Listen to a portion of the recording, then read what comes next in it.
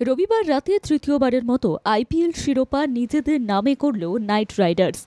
শ্রেয়াস আইয়ারের নেতৃত্বে এবং গম্ভীরের পরামর্শে এই মরশুমে কলকাতা নাইট রাইডার্স অপ্রতিরোধ্য ছিল। আইপিএল শেষ হতে না হতেই এরই মধ্যে নাইট রাইডার্স গ্রুপ নিয়ে আবারও গুঞ্জন শোনা যাচ্ছে।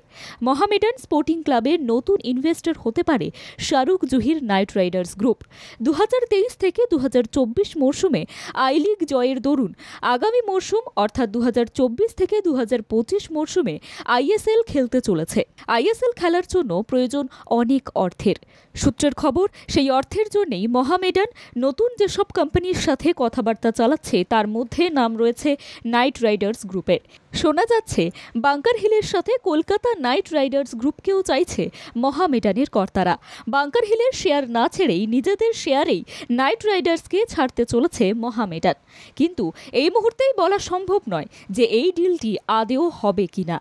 আগামী মরশুমের জন্য ইতিমধ্যেই দল গোছানোর কাজ শুরু করে দিয়েছে মোহামেডান। অমরজিৎ সিং কিয়ামকে পাঞ্জাব এফসি থেকে দলে নেওয়ার চেষ্টা করছে সাদা কালো ব্রিগেড। সবকিছু ঠিকঠাক থাকলে আগামী মরশুমে সাদা কালো জার্সিতেই দেখা যাবে।